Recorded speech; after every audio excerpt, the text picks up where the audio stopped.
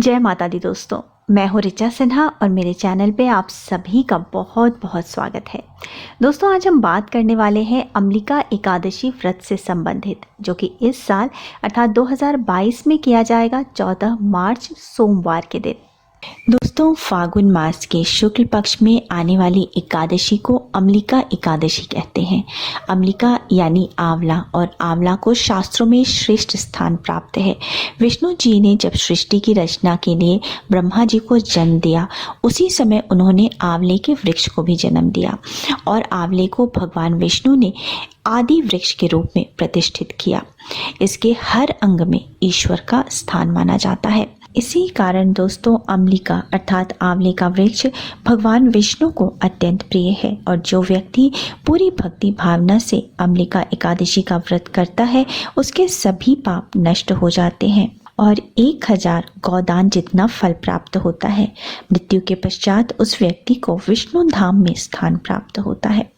तो दोस्तों, हम जान लेते हैं कि अम्लिका एकादशी व्रत की विधि क्या है।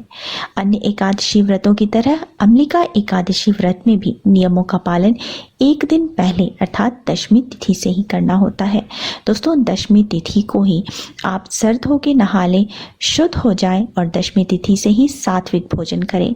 दशमी तिथि को शाम के समय भोजन कर ले, रात में भोजन ना करें। रात में सोने से पहले अच्छी तरीके से ब्रश या दातून कर ले, ताकि मुख में अन्न का एक भी दाना न रह जाए। सोने से पहले भगवान विष्णु का स्मरण करें और उनसे प्रार्थना करें कि आप अम्लिका एकादशी का व्रत करने जा रहे हैं। भगवान विष्णु ऐसी कृपा करें कि आपकी एकादशी का व्रत सफल हो और भगवान की आपको कृपा प्राप्त हो। अब दोस्तों, जिस दिन आपका व्रत है अर्थात एकादशी तिथि को सुबह सवेरे जल्दी उठें, नित्यकर्म से निवृत्त होकर के स्नान आदि करके साफ स्वच्छ वस्त्र धारण करें। स्नान के पश्चात भगवान सूर्य नारायण को इस दिन जल अवश्य दें। सूर्य को जल देने की विधि से संबंधित वीडियो मेरे चैनल पे अपलोडेड है, उसका लिंक मैं फर्स्ट कमेंट में दे दूंगी, आप चाहें तो देख सकते हैं। और सूर्य को जल देने के पश्चात अब आपको भगवान विष्णु की षोडशोपचार से विधिवत पूजा करनी है। इसके लिए जहाँ पे आपका पूजा का स्थान है, उस स्थान को आप साफ कर ले। वहाँ पे एक चौकी पे पीले रंग का कपड़ा बिछा करके भगवान विष्णु और माता लक्ष्मी की एक मूर्ति या फोटो स्थापित करें। अब चौकी के सामने एक आसन बिछा करके बैठ जाएं। इस प्रकार से बैठें कि पूजा करते वक्त आपका मुख पूर्व दिशा की ओर हो। अब भगवान विष्णु और माता लक्ष्मी का हाथ जोड़ करके ध्यान करें।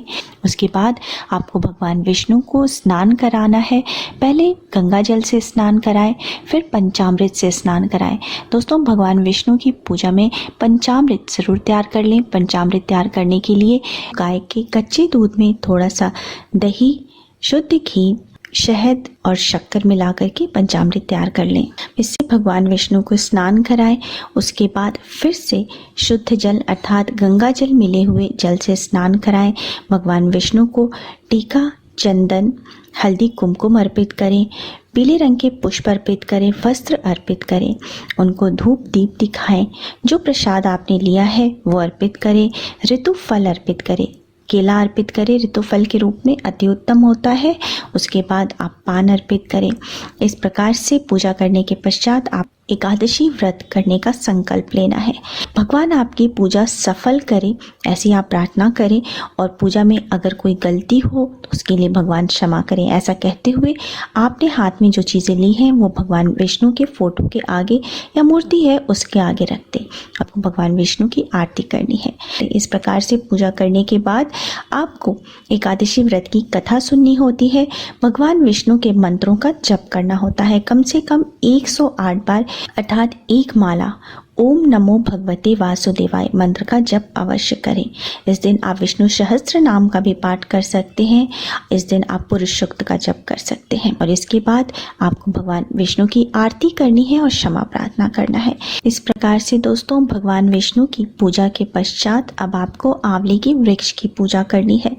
कितने प्रश्न आते हैं कि आंवले का वृक्ष नहीं है तो क्या करें। आप गमले में एक आंवले का छोटा सा पेड़ लगा सकते हैं और घर में ही पूजा कर सकते हैं। जहाँ आपको पूजा करनी है आंवले के वृक्ष या गमले में उस स्थान को पहले साफ कर ले, वहाँ पे थोड़े से गंगा जल या गाय के गोबर से उस स्थान को पवित्र कर ले। अब वहाँ पे आपको एक कलश स्थापित करना है। कलश स्थापित करने के लिए पीतल के लोटे में जल लें, उसमें थोड़ा सा गंगा जल, दुर्वा, 1 रुपये का सिक्का, रोड़ी, ये सारी चीज़ें डाल करके और उसको स्थापित करें। उसके ऊपर एक चावल से भरा हुआ पात्र रखें और उसके ऊपर आपको एक नारियल रखना है और नारियल को लाल रंग के कपड़े से लपेट लें। कलश पे एक स्वास्तिक बना लें। कलश में थोड़े से पल्लव, पंच पल्लव या अशोक का पल्लव आप डाल लें और इस प्रकार से हाथ जोड़ करके कलश पे सभी देवी देवताओं को आमंत्रित करें। अब आपको कलश की जो है विधिवत पूजा करनी है। उसी प्रकार से आपको स्नान कराना है, टीका, चंदन, हल्दी, कुमकुम, पुष्प, धूप, दीप अर्पित करना है और उसके बाद आपको प्रसाद अर्पित करना है और आरती करनी है। और इस प्रकार से पूजा करने के पश्चात आपको सारे दिन जो है फलाहार करना है। आप भगवान विष्णु का नाम लेते रहें, अपने आचरण को पवित्र रखें, क्रोध ना करें, झूठ ना बोलें, किसी को कटु वचन ना बोलें। शाम के समय आपको पुनः भगवान विष्णु की आरती करनी है, उन्हें भोग अर्पित करना है। एकादशी में दोस्तों रात्रि जागरण का भी बहुत ही महत्व बताया गया है, तो हो सके तो रात्रि जागरण करें, भजन कीर्तन करते रहें। और द्वादशी तिथि को भी सुबह सवेरे जल्दी उठ के स्नान आदि से निवृत्त होकर के भगवान विष्णु की विधिवत पूजा करें। आंवले के पेड़ की भी पूजा करें। दोस्तों इस प्रकार से पूजा करने के पश्चात आपको अब एकादशी व्रत का पारण करना है। पारण करने के लिए पहले ब्राह्मण को दक्षिणा दें, दान दें, ब्राह्मण को भोजन कराएं और उसके बाद आप स्वयं भी भोजन करें। इसके साथ ही दोस्तों आपको एकादशी के दिन भगवान विष्णु और माता लक्ष्मी की विशेष कृपा प्राप्त करने के लिए कुछ छोटे छोटे उपाय ज़रूर करने चाहिए। अगर आप एकादशी व्रत कर रहे हैं तो भी आप इन उपायों को कर सकते हैं और नहीं कर रहे हैं तो भी कर सकते हैं। तो आपको करना क्या है कि एकादशी के दिन शाम के समय तुलसी जी में एक दिया ज़रूर जलाएं। उसके बाद तुलसी की 11 बार परिक्रमा करें। परिक्रमा करते हुए ओम नमो भगवते वासुदेवाय मंत्र का जप करें। दोस्तों ये उपाय अत्यंत कारगर बताया गया है। अगर इस उपाय को आप हर एकादशी को दोहराते हैं तो माता लक्ष्मी की कृपा आपके घर में सदा बनी रहती है, सुख समृद्धि में वृद्धि होती है। इसके साथ ही दोस्तों तो आपको भगवान विष्णु और माता लक्ष्मी के मंदिर जरूर जाना चाहिए। वहाँ पे भगवान विष्णु और माता लक्ष्मी को पीले पुष्प माला अर्पित करें, पीले वस्त्र अर्पित करें, प्रसाद अर्पित करें, धूप दीप दिखाएं और वहीं पर बैठ करके आप भगवान विष्णु के मंत्र का जप करें, माता लक्ष्मी के श्री सूक्त का जप करें, माता लक्ष्मी से और भगवान विष्णु से कृपा बनाए रखने की प्रार्थना करें।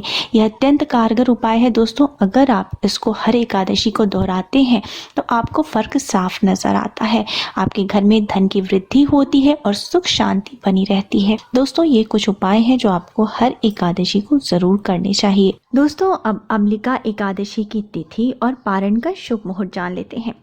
जैसा कि मैंने बताया कि अम्लिका एकादशी का व्रत किया जाएगा 14 मार्च सोमवार के दिन, परंतु एकादशी तिथि प्रारंभ होगी 13 मार्च को सुबह के 10:21 से और ये रहेगी 14 मार्च के सुबह के 12:05 तक।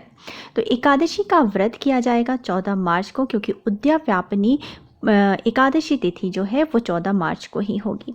व्रत का पारण किया जाएगा 15 मार्च मंगलवार के दिन और पारण का शुभ मुहूर्त है सुबह 6:30 से सुबह के 8:53 तक। वहीं 15 मार्च को जो है वो द्वादशी तिथि समाप्त होगी दोपहर के 1:12 पर। उम्मीद है दोस्तों आपको मेरा आज का वीडियो पसंद आया होगा। वीडियो पसंद आया है तो वीडियो को लाइक ज़रूर कीजिएगा, परिवारजनों के साथ, दोस्तों के साथ शेयर कीजिएगा और मेरे चैनल को सब्सक्राइब करना मत भूलिएगा। मिलते हैं अगले वीडियो में, तब तक स्वस्थ रहिए, सुरक्षित रहिए और अपना बहुत बहुत ध्यान रखिए। जय माता दी।